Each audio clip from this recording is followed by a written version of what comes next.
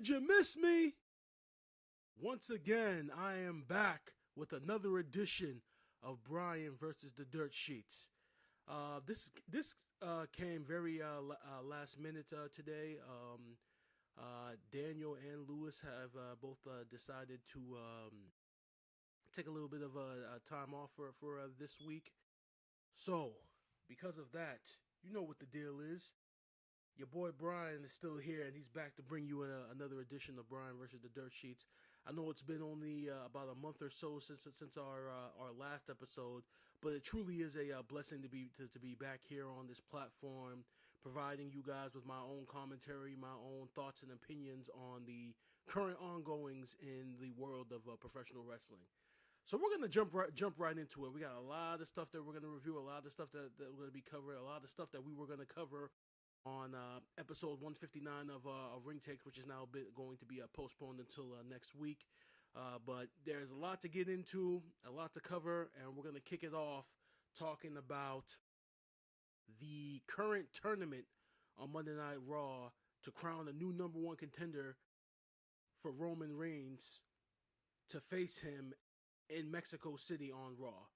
Okay, first of all, from an in-ring perspective, this tournament has been simply just a banger. Lucha Libre truly is an art form that is very entertaining. Me personally, I mean Rey Mysterio for me.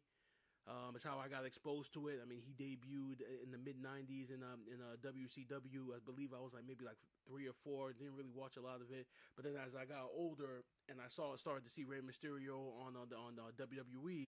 I started to really, appreciate and love that style. And what you're seeing from these guys, especially in the semifinals matches, was nothing short of magnificence.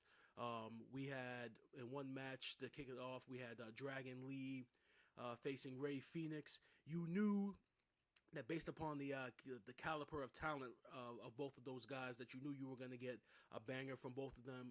One of my favorite spots from the match is when Dragon Lee did a dive through the ropes on the Rey Fenix, and he did a flipping dive, and he started his flip right when he went through the ropes, and if you remember watching it live, he literally collided with Phoenix. It was such an impact that even after I saw it, even I was like, oh my goodness, that match was truly a banger.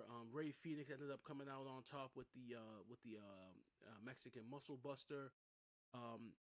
Rey Fenix has truly been on the roll since he's been featured on both Monday Night Raw and SmackDown as the AAA Cruiserweight Champion. I know there was a time period this year where a lot of us fans felt that that Rey Fenix should have stayed in AEW because he wasn't featured as much as Penta has been this year. When you look back at it, it's more so because Penta is more WWE than Rey Fenix is. Penta has a personality. Penta has aura. Penta has a character. I mean, for God's sakes, in his entrance, he does that generic walk. I mean, I look kind of funny on character trying to do it, but he does that walk at the top of the ramp that makes him so unique. Penta is more of a character. Rey Fenix is what it is.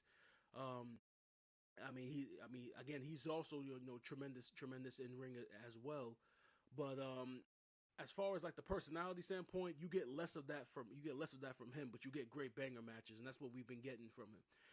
It goes to show that bro, if you let him wrestle, he'll get over that way because all week long, I mean, he was featured on Monday Night Raw. He was featured on this past episode of SmackDown. Last night on NXT, he had a match with EK Prosper. So Rey Fenix is starting to come on for WWE fans, and the match he had with Dragon Lee, like I said, was nothing short of magnificent. The other match during the night, we had Penta taking on La Parka. La Parka, he's a luchador legend, been around since the mid '90s when he was also in WCW. And Penta, he's been firing on all cylinders for a number of months now. I once had the fear that once he lost the Intercontinental Championship that he would get lost in the shuffle, or they wouldn't have much for him. But it definitely looks like they have a plan. They're gonna have a plan for him moving forward. I honestly think I'm gonna give my prediction right now. Actually, to continue, Penta ended up getting the win here over La Parker, and another very entertaining matchup. Penta is definitely they definitely see something in Penta. If you go back to WWE on Real, Paul Heyman talked about how they had to capitalize on him, and they definitely have been. I mean, again, I said I was fearful that once he lost the Intercontinental title that he would get lost in the shuffle, but that's clearly not the case because it definitely looks like he's going to be the one facing Roman Reigns in Mexico City. I said from jump when they announced the bracket for the tournament that it seemed so obvious that Penta was going to win that they might as well have just announced Penta and Roman Reigns for Mexico City already. Now, he is going to be facing his brother Rey Fenix. I'm pretty sure that this match has occurred before. I'm not certain if it's happened in AAA or if it's happened in another promotion. I believe they faced each other in AEW on a random episode of Dynamite one time, if I remember correctly, for whatever reason. But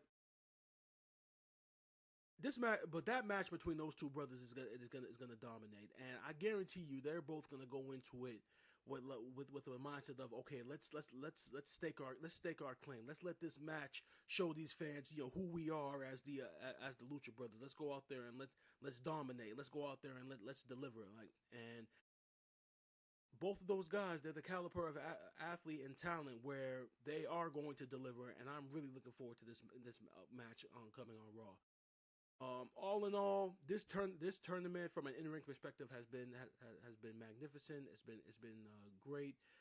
We've seen a couple of other luchadors that are featured on AAA that we haven't seen before. So it's been tremendous, and I can only hope that moving forward, WWE does more with the luchadors moving forward as they continue to kind of show off this partnership with the AAA. Moving on to our next Monday Night Raw topic, I want to discuss the main event segment from Monday Night Raw, in which we got the return of Royce Keys from his vicious beatdown at the hands of Jacob Fatu, and the debut of OTM Out the Mud, which is tag team includes Lucien Price and Bronco Nima. The main event of Monday Night Raw was a tag team match between the Usos versus LA Knight and Solo Sikoa. So, by the way, as a side note, Solo is completely hilarious and been firing on all cylinders since he became a babyface. For God's sakes, Jay once again with the whole "this is your warning shot," bow, and this time Solo took it and did the whole Matrix thing with it. He is firing on all cylinders with the comedy right now, and you saw bits and pieces of Solo's personality when he was a heel, with some of the little things that he would do on the outside of the ring during matches or backstage segments. Now you're starting to see all of that, all of that being shown, and Solo has been the MVP of WWE for this past month. He really has caught on as the babyface.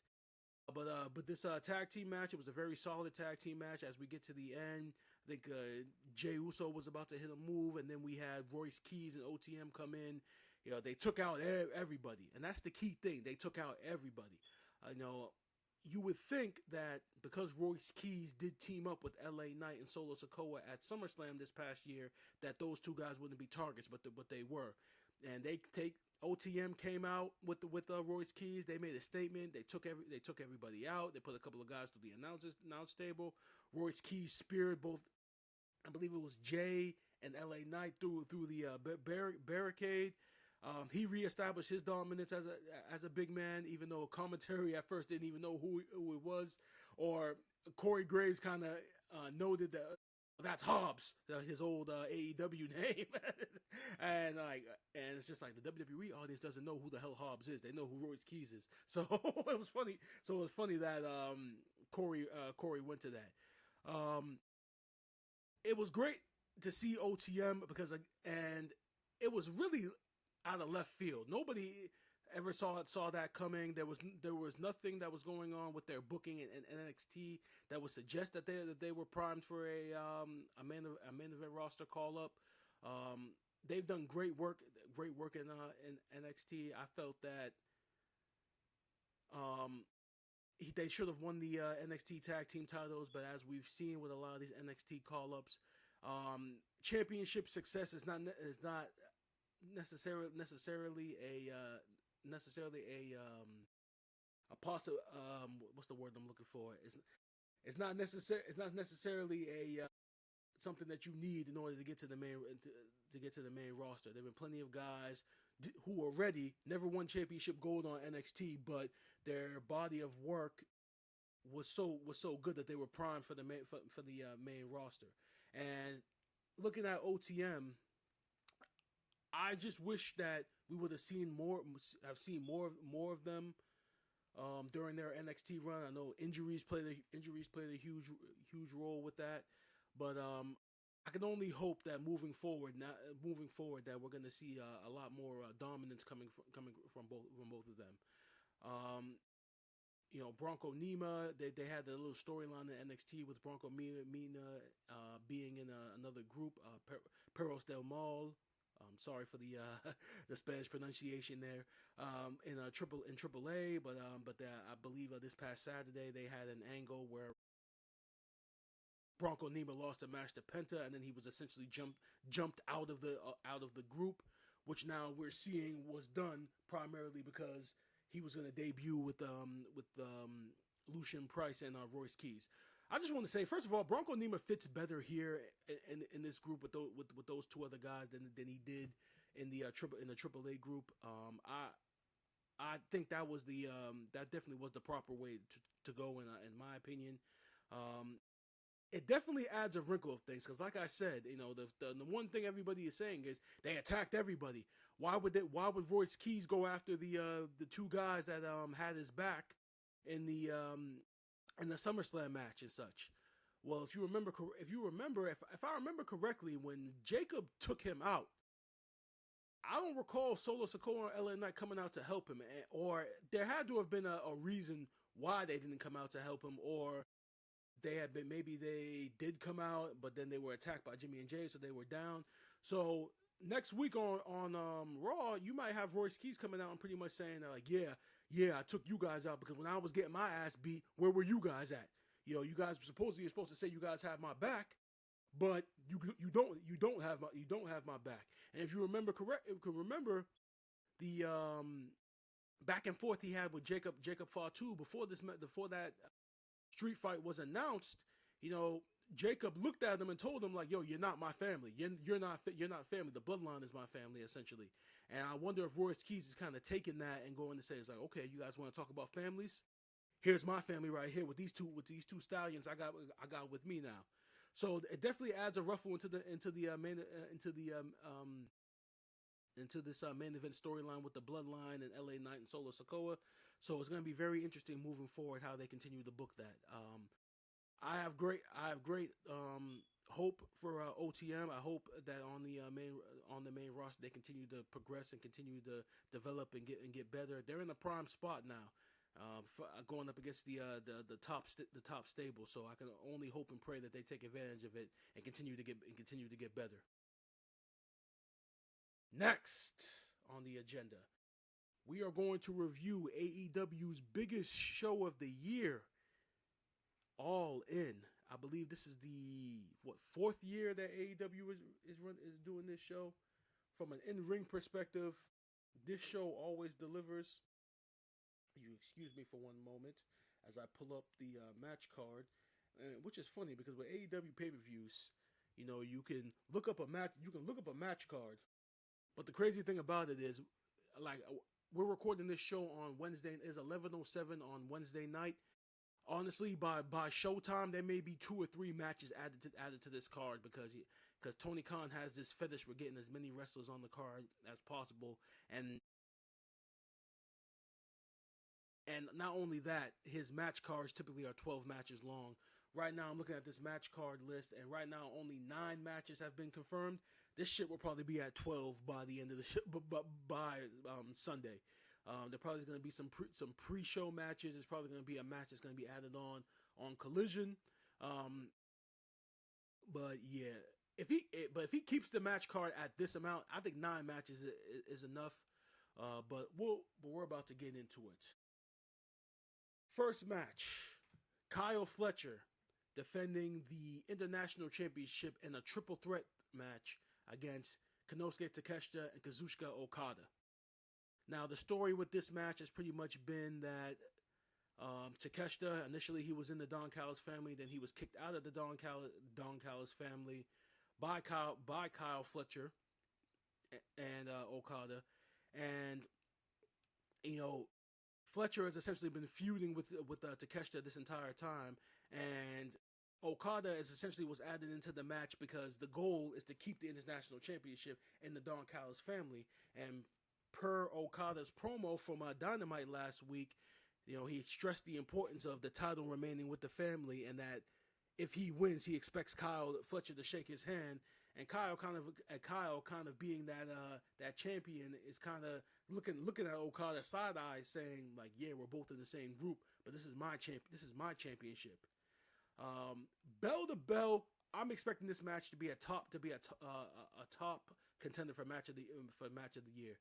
These 3 guys, even in one-on-one matches, doesn't matter if it's Kyle and Takeshita, Okada and Takeshita, or Okada and Fletcher.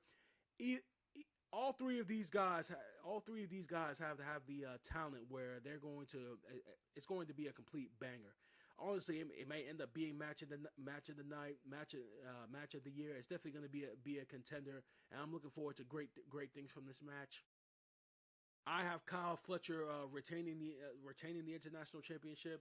I think at first when the match starts, him and Okada are going to be on the same page until eventually one of them decides to pin Takeshita, and which then is going to result in the classic of, what are you doing? Why are you trying to win? I'm supposed to be trying to win, and then all hell is going to break loose, and we're going to really get a true triple threat between the men.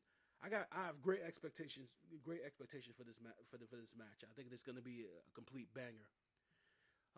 Next match on the card, we have Kevin Knight defending the AEW TNT Championship against Darby Allin in a Falls Count Anywhere match. The story of this match, if I remember correctly, Darby Allin won the AEW World Championship, had all of those title defenses, ended up losing the title to MJF at Double or Nothing, I believe. It was either Double or Nothing or Forbidden Door. I think it was Double or Nothing. Yeah, so he ended up losing the title at Double or Nothing to MJF, which then would lead Kevin Knight into coming out and attacking Darby Allin. This feud has been going on for months ever since then, with Kevin Knight taking on a whole new persona, joining the Don Callis family, having this new heel persona, and Darby Allin essentially trying to get revenge. They had there's been a couple of spots. There's like this past Wednesday on Dynamite, you had Darby Allin essentially the victim of a pyrotechnic attack that was set forth by Kevin Knight. This also was another match that bell to bell is going to be very, very impressive with Darby Allin. I mean, Darby Allin essentially, if Sting and Jeff Hardy had a baby, it's Darby Allin. He puts his body on the line, and you already know in the biggest show of the year, he's gonna go balls to the wall, and essentially, put it all out there and have a banger. Kevin Knight, he's another guy where I haven't really necessarily gotten behind this whole heel persona ever since he turned heel. A lot of the times, whenever he's talking, it feels very forced. Like when he was a babyface and debuted with the company, that didn't feel forced to me. I felt like that was natural, and he was showing his personality. Right now, this heel turn feels very forced to me. Like he's trying, with the verbiage, the tone, the mannerisms. He's trying, but every time I see him, it just comes off very, very. I don't want to use the term fake. I just want to say like he's forcing the heel turn out of him. It doesn't feel natural. But from an in-ring perspective, he's still been dominant. He had a hell of a match with Kenny Omega at AEW's last show in Toronto. Um, but like I said, the heel turn definitely feels forced. I have Darby Allin actually winning the TNT championship here. I feel like Kevin Knight, he's had such a great run, but I think as a result of this, that knowing how Tony Khan books, he's probably going to try and elevate Kevin Knight. I don't think that elevation is deserved, but based upon the booking mannerisms, I feel like they're going to try to elevate him, or he's going to become like a huge fixture in the Don Callis family, may end up being the leader of it. We'll see how that pans out, but I have Darby Allin winning the TNT championship, and he's gonna do something. He's got something crazy planned. It's Darby Allin, he does. Next match, we have Divine Division of Lena Cross and Megan Bayne defending the AEW Women's Tag Team Championships against the Brawling Brutes, which is the team of Alex Windsor and Jamie Hayter. I am not going to lie to you guys. I am not really that interested in this match. The tag team, the Brawling Brutes, I hate to break it to you guys, they were put together primarily for this match.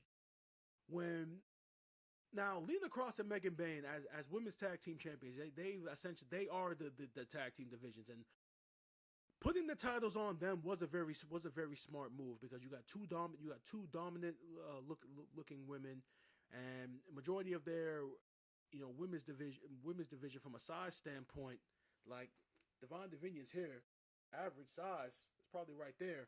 So you put and by having them be such dominant heels, you could have thrown a myriad of babyface teams at them, and they could just show their dominance, which they have in these last couple of months.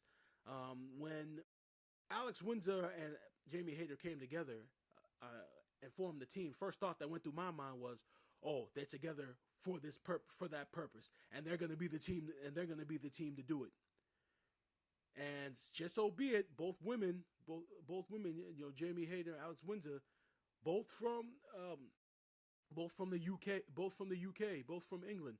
So now you're going to see them get the hometown love. That's going to be a big moment, which is why I'm picking the Brawling Brutes to come out on top.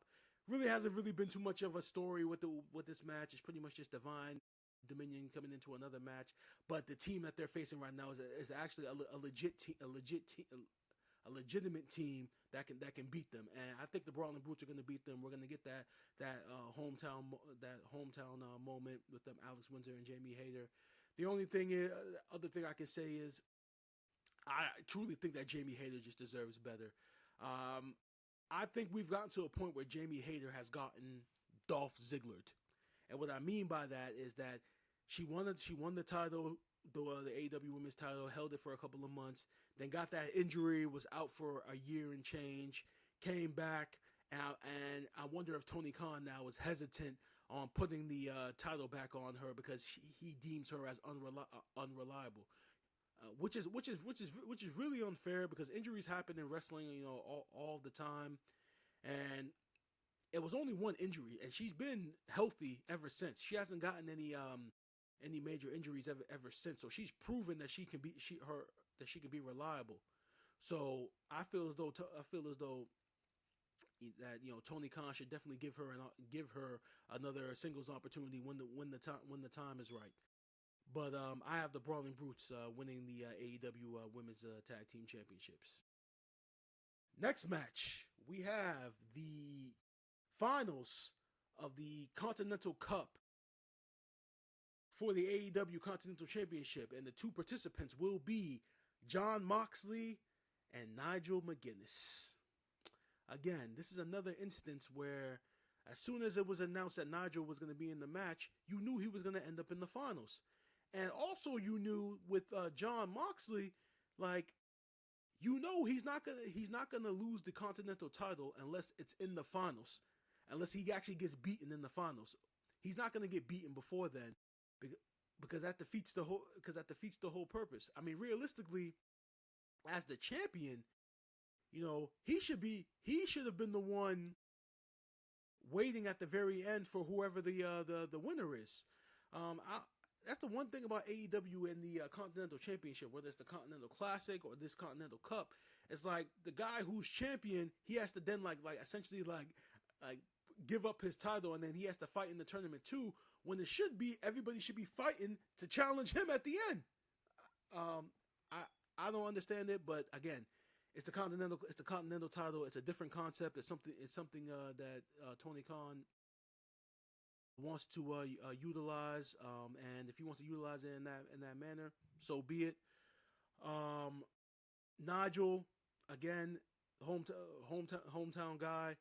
I think what was it? It was All In 2 years ago when he when he came out of retirement in the Casino Gauntlet match. So he's gonna get that hometown pop, that hometown love. But I got Moxley retaining. Nigel's gonna have a great showing, but ultimately he's only in this match because the match is in the UK. The match is in Wembley Stadium. They're trying to sell more tickets. He's in that spot. He's gonna have the match he's gonna have with Moxley is gonna be very, very solid, but don't expect much out of this match. Moxley is gonna come out on top, and then Nigel's gonna return to commentary, and he'll be on Collision again, and that's pretty much. I don't really expect much out of this Continental Cup final, because realistically, you could have just had Jon Moxley as the champion, just facing the winner of the tournament, which would in this case been Nigel. Moving on, we have the men's Casino Gauntlet match, where the winner will receive a future AEW World Championship match. Now, they've announced 4 of the participants. Andrade and MJF both won qualifying matches to be entrants 1 and 2. Tommaso Ciampa has declared for it. Chris Jericho has declared for it. The only thing, and this is kind of funny about, excuse me, it's been kind of funny, this build for this Continental, for the Casino Gauntlet match. It's like they've been building it around MJF and Andrade, and it's like you would think that MJF and Andrade are having a singles match, the way it's been built. And the thing about it is, ever since Tony Khan introduced this Casino Gauntlet,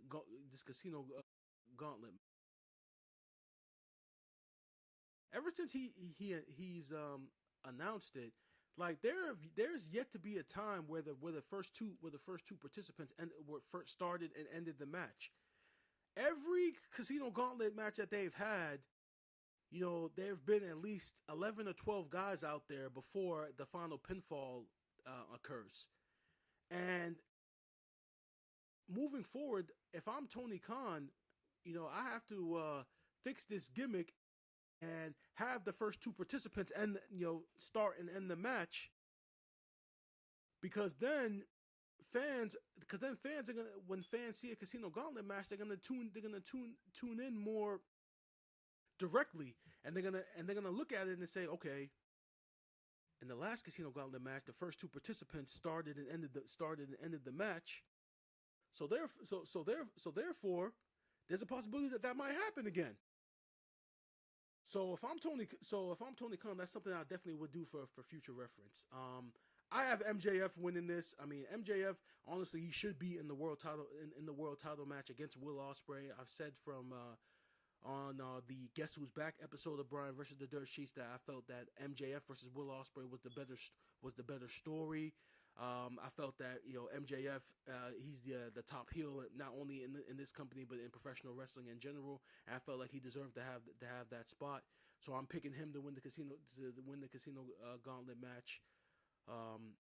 Again, if you're Tony Khan, Not with this match, but maybe for a future Casino Gauntlet match, you got to have the first two participants start and then the match, and not have anybody come out, because then you'll enhance the match, and people will be more interested. Because right now people are watching this match saying, okay, they're starting it, but we know they're not gonna finish it. We're gonna get at least 4 or 5 or 6 guys in there, so there's no reason to really watch the first couple of minutes of the match, because we know more people are gonna eventually come out. Gotta change that to make the match more unique and more mysterious. And then we got Edge and Christian, my bad, Cage and Cope defending the AEW Tag Team Championships against the Young Bucks. This is essentially the equivalent of icons versus icons. Both sets of teams have revolutionized and innovated tag team wrestling in their respective generations, and this match is going to be another one of these matches where I have high expectations for. I mean, the Young Bucks with their style of wrestling, with all the super kicks, the transitions in between spots. From an in-ring perspective, they're going to deliver. Cage and Cope being those cagey veterans. They're gonna add a style to this match that is going to kind of counteract what the Young Bucks are bringing to the table. So that clash of styles is definitely going to be very very interesting. They've kind of teased the whole generational thing between both of them. So it's going to be a very entertaining match. I actually have the Young Bucks winning the AEW Tag Team titles, at kind of using Cage and Cope as kind of like passing the torch. Like, this era of tag team wrestling is done. This is the current present of tag team wrestling in these two guys, and it's going to be a hell of a match. Yep, and I got the Young Bucks. Moving on, we have Willow Nightingale defending the AEW Women's Championship against Mercedes Moné. Arguably, this is probably one of the best storylines going into All In, and it's all because of the history and the story. The history between these two women. People forget that, again. They mentioned it on Dynamite when these two faced off for the New Japan Strong Women's Championship a couple of years ago. That was the match where Mercedes got hurt, and then they had to pivot, and Willow ended up winning the win. You look at it, all the success that Willow has had with championships came at Mercedes Moné's expense. Mercedes talks about how, like, when I got hurt, you had that damn smile on your face. Every time I lose against you, you have that damn smile on your face, and I want to get rid of that damn smile, and I also want to confront these demons of her going up against Willow. People also, another thing, people don't forget that Willow won the TBS Championship from Mercedes when Mercedes had her belt collector run. Willow, she's been firing on all cylinders. I talked about on Wrestling Spotlight with Gerald Bentley and Sonny Kane. Our last appearance, I talked about how she has a WWE gimmick. She really does, with the smiling baby face. And that smiling babyface gimmick is getting over with the AEW audience. It's truly remarkable when you think about it. So Willow and Mercedes are gonna have a hell of a match. The story has been backing them up. Unfortunately, I got Mercedes winning the title. I honestly feel like they brought her back for this purpose. That it's time. Let's put the AEW Women's Championship on her and let her have a hell of a run with it. Let's let her be what Toni Storm was, being that heel champion that everybody's gonna chase after, and it'll be tremendous. So I have Mercedes coming out on top. Which brings me to our main event, which is Kenny Omega defending the AEW World Championship against Wwe Ospreay.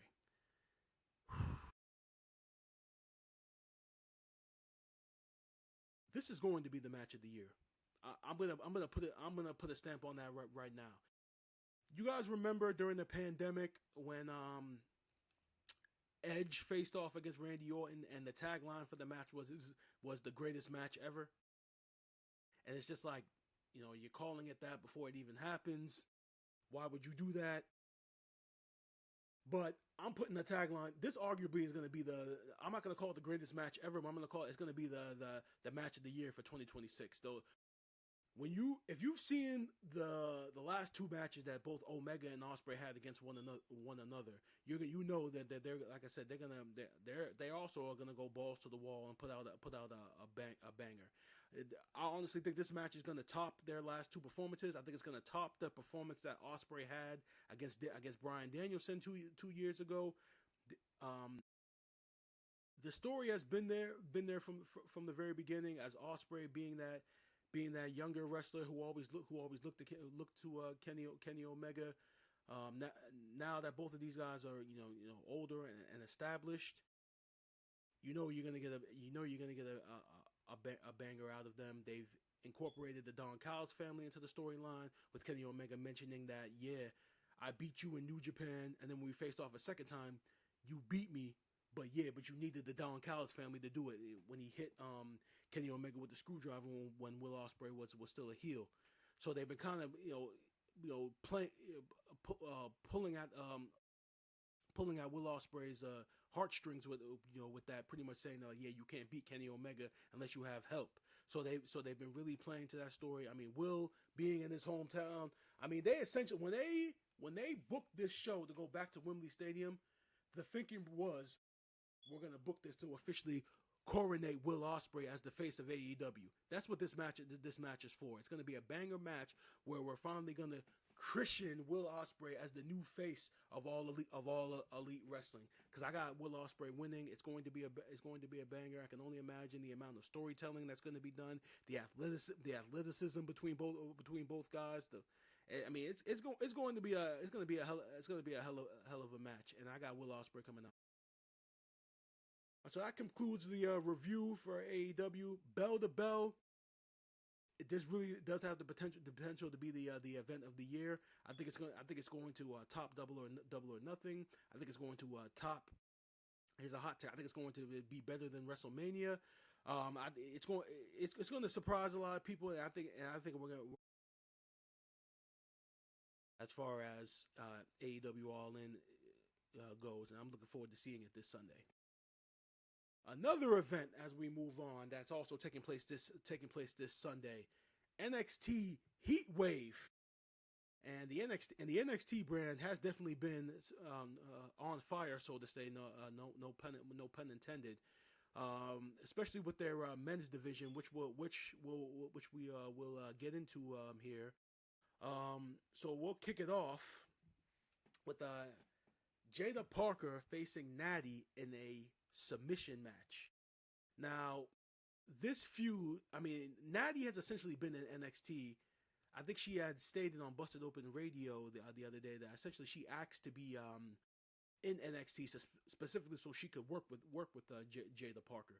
So, and the feud has been it's been a pretty straightforward feud with Natalya, seeing Jada Parker and seeing that she has so much untapped potential, and then felt like that potential was being wasted, and felt that Jada Parker was soft. And this whole feud has been pretty much Jada trying to prove to Natty that all her preconceived notions about her are false. That's essentially what this feud has been.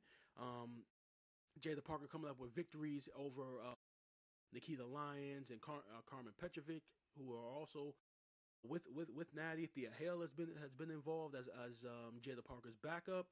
So this storyline with Natty being that established veteran, it has accomplished its goal.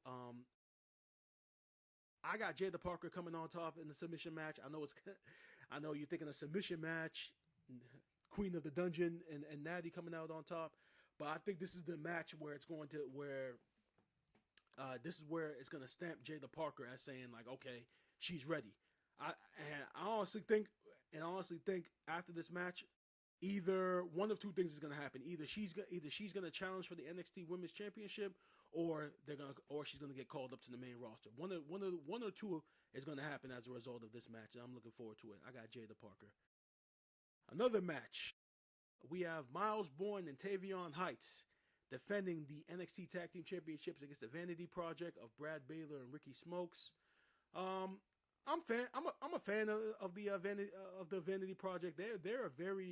They're entertaining in a very corny way. If you watch the segment that they did on NXT this past Tuesday when they were at the bowling alley with Micah Lockwood and Sarah Scriber was interviewing them, you could definitely tell they have that very corny demeanor of hey dude. That's their demeanor. They have that hey dude demeanor, which could come off very corny. They kind of remind me of one of those characters on Saved by the Bell, one of those extras in Saved by the Bell that always were saying dude, and were so corny with it. But it has its entertainment value. And then you got Miles Bourne and Tavion Heights, formerly of the NQCC, back together again. I have the Vanity Project regaining the tag team titles here. They've been teasing tension between Miles Bourne and Tavion Heights for the longest time, and I think that this event is going to be the climax of them finally breaking up, and we're going to get that one-on-one singles feud between them. So I have the Vanity Project retaining the tag team titles. And then, in the next match, we have Miles Bourne, who's performing double duty, is going to then defend the NXT North American title against Jackson Drake. Jackson Drake, very similar, obviously very similar to similar to Brad Baylor and Ricky Smokes. Apologies. He's also somebody who has a ton of potential, and somebody that I'm keeping my eye on for the future. Jackson Drake is going to be big for them. I just have that feeling. Miles Bourne, he's definitely not Baby Randy anymore. I definitely see a distinction now. Now when I see Miles Bourne, I don't see Baby Randy Orton. So that's definitely a positive. So that brings me to my prediction. I have Jackson Drake becoming the new NXT North American champion. I feel as though that Miles Bourne and Tavion Heights are going to lose the tag team championships, and Tavion Heights is going to be so distraught that they lost, that he's going to cost Miles Bourne the NXT North American title, which is going to finally lead to those two guys clashing. And then you're going to have another scenario with the Vanity Project holding all the gold. I think that, they've had high hopes for the Vanity Project ever since they debuted on NXT. Even when they were in Evolve, they still made appearances on NXT. So I feel as though they're setting the Vanity Project up to be draped in gold. So I got Jackson Drake winning the NXT North American Championship. Moving on to the next match, it's a winner takes all triple threat featuring Zarya, the women's North American champion, Ren Sinclair, the women's speed champion, and Callie Armstrong. Winner take all title unification triple threat match. I'm gonna just give my prediction right off the bat. I got Callie Armstrong winning this. She's in this. That's why she's in this match. She's in this match for that purpose, or else you would go in the direction of Zarya. The story of this match has been pretty much just Zarya and Ren Sinclair trading victories. It seems as though that they're finally coming to an end with the Speed Championship. Again, it was a concept that they introduced for Twitter X, and honestly, when they moved it, when X didn't want anything to do with it anymore, and they moved it to NXT, I was the first person saying they need to get rid of these titles. The concept, the concept of 5 minute matches. Nobody cared. Nobody cared. It doesn't work. And I'm glad that they finally moving in this direction to unify this title with the North American title. But again, I got Callie Armstrong coming out on top. I think they're using this match to kind of unleash Callie Armstrong. I think it's about time. I think that Ren Sinclair is going to move on after this to continue to be by the side of Kendall Gray, and then eventually we're going to get them breaking up down the line. So I feel like this match is going to be the beginning of the dark side of Ren Sinclair. Not only is she going to lose this title, but she's also going to get pinned as well. And Zarya, I think it's just going to be time for her to elevate to the NXT Women's Championship as opposed to being competing in the mid card. But again, I have Callie Armstrong coming out on top. This is going to be one hell of a triple threat. All three women have shown that they can deliver. That's what I'm expecting. Then we got Kendall Gray defending the NXT Women's Championship against Kalani Jordan. A Kalani Jordan who has been scratching and clawing to get an NXT Women's Championship match. Kalani Jordan, I've always felt like the heel turn, again, similar to Kevin Knight in AEW, was forced. It's even gotten to a point for me that whenever Kalani Jordan is cutting a promo and she's trying to be heelish, it's literally in my mind, I think about that 50 Cent song.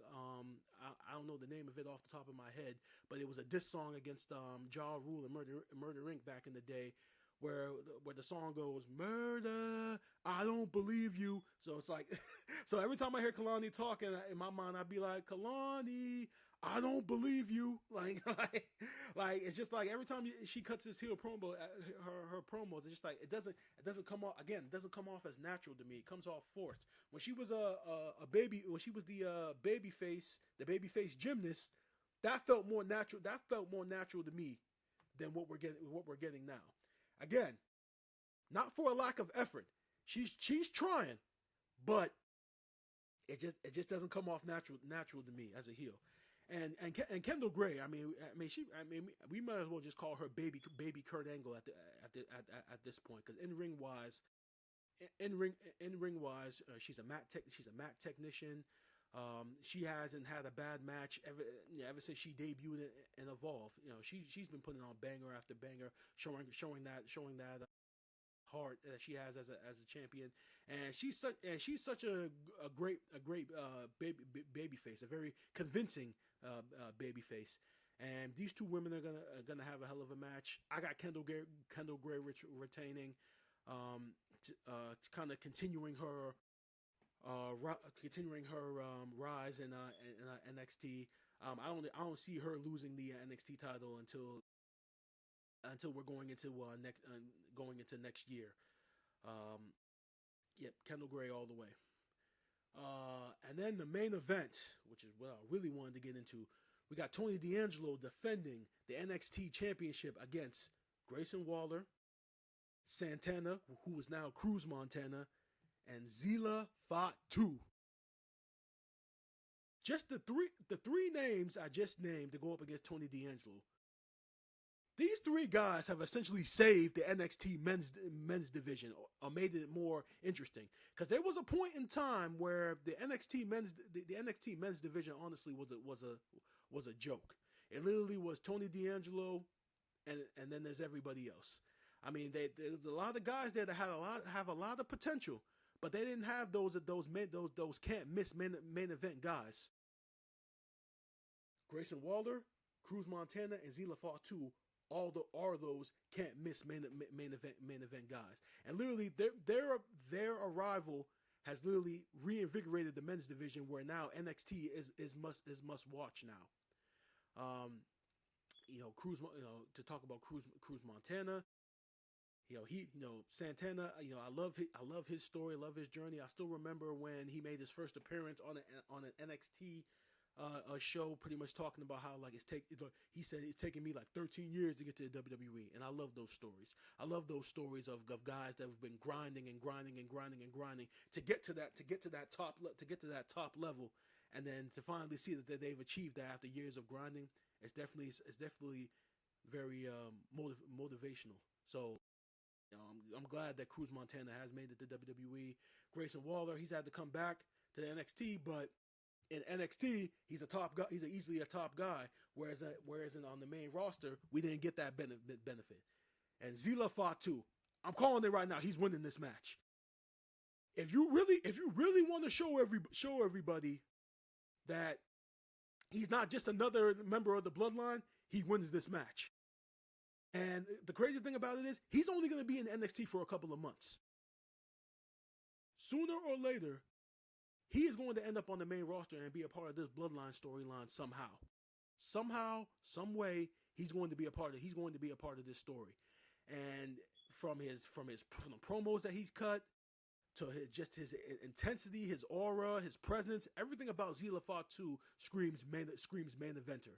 And I'm looking forward to him, not only in NXT but in the main roster down the line. Like when I look at Zila Fatu right now, I'm not even putting too much emphasis on this NXT run. Obviously, he's gonna go out there and dominate, but he's coming to the main roster soon. And when he does, he's gonna be impactful, and I'm looking forward to it. I got Zila Fatu winning this match. So that concludes the NXT Heat Wave review. But I got one more thing I want to talk about. The show is called Brian versus the Dirtsheets. So I'm going to criticize a dirt sheet reporter. One by the name of BJ fucking Bethel. So, if you haven't been tuning in, BJ Bethel put out a report, a story, that in 2030, when WWE's current partnership with ESPN expires, that ESPN is not going to renew with WWE. He says multiple sources had communicated that with him, and he put out that story as a 100% fact that ESPN is not going to renew its deal with WWE in 2030, which then led to all types of chaos online. We had Ben Cafardo, who is I believe he's the head of communications at ESPN. He put out the following tweet. He said, "There is no truth to the report that we have decided not to renew. They never checked with us before publishing, and had they, we would have told them that was completely false." So ESPN completely came out and completely put the kibosh on the report, said it was complete bullshit. And then BJ Bethel, to try to defend himself, then put out a tweet saying that he tried to contact ESPN through their support line. He left a voicemail on the support phone line, and quote unquote, in fairness, I forgot about previous correspondence with Ben in April and his email, or I would have contacted him there. Shut the fuck up, BJ Bethel. You know goddamn well what you were doing.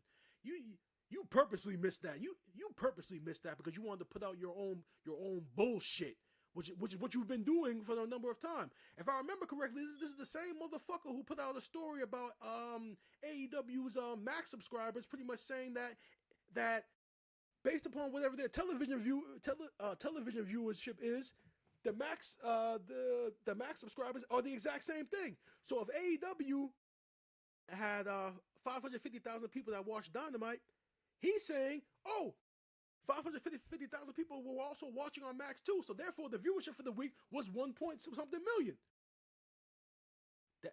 So that's the bullshit that he's been putting out for months, and matter of fact, a year. He is an actual reporter, but he's not credible at all. He is not credible at all. And to put the cherry on top, the company he works for, SC Scoops, put this tweet out in response to all this bullshit. Yesterday, we published a report from BJ Bethel on WWE's relationship with ESPN. We are retracting that story in its entirety. Before a story like this runs, the subject deserves a direct chance to respond, and that step wasn't taken to the appropriate standard. Since publication, it comes to light that this effort fell way short. We ran it back, and the buck stops with us. We've parted ways with Mr. Bethel, have had our verification procedures reviewed by an outside partner, and updated our process as a result. So as a result of BJ Bethel being a fuck boy, I'm sorry, and essentially telling a lie about ESPN and WWE's partnership, he has now been fired. Good fucking riddance. You deserve it, you dumb motherfucker. Why would you post some bullshit? What? For clicks? What? Are you not going to be earning any more from X now that they've changed their revenue sharing program, and now that you're just putting out bullshit to collect to just collect until the program officially ends in a couple of weeks? See, this is a prime example about Dirtsheet reporters. Again, they put all this bullshit out there, and there's an audience of fans out there, majority of them AEW fans, who believe that shit and immediately started tweeting out at the WWE fans, essentially ridiculing them that their partnership is about to end. And it's completely ridiculous. Serves him right for getting fired. Again, there needs to be more responsibility and accountability within media to prevent this type of bullshit from happening. And I'm glad that justice was served and BJ Bethel got what he deserved. You're not credible, man. You're as a result of this, you'll never be credible. So sit your ass down somewhere, and I don't know, find another hobby. Do just be a wrestling fan. Don't be a reporter anymore, because clearly you don't know what the fuck you're doing.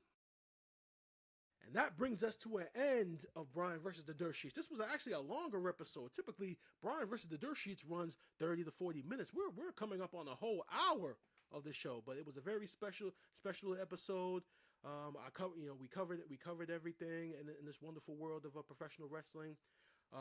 Episode 159 of Ring Takes will be back next week, where we will be talking about Sunday night's main event, giving our predictions for that. Also, reviewing and recapping AEW All In and NXT Heat Wave. It's going to be a hell of a show, and I'm looking forward to it. Thank you guys for having me on this week. I'm tired. I'm about to go smoke a blunt. I'm out. Peace.